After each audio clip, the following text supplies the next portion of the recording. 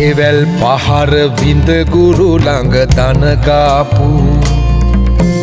කුමරෙක් සිටියාලු පෙර කල තලකාපු මඩදිය වුණත් නිල්දියකට හරවාපු ගුරුවරු සිතයි ලොවකට අපි නොසිතාපු නිල්දිය දහර පැකිරෙනවාලු නමුණු කුලේ රජකම ලැබෙයි කුමරාහට රජුගේ කුලේ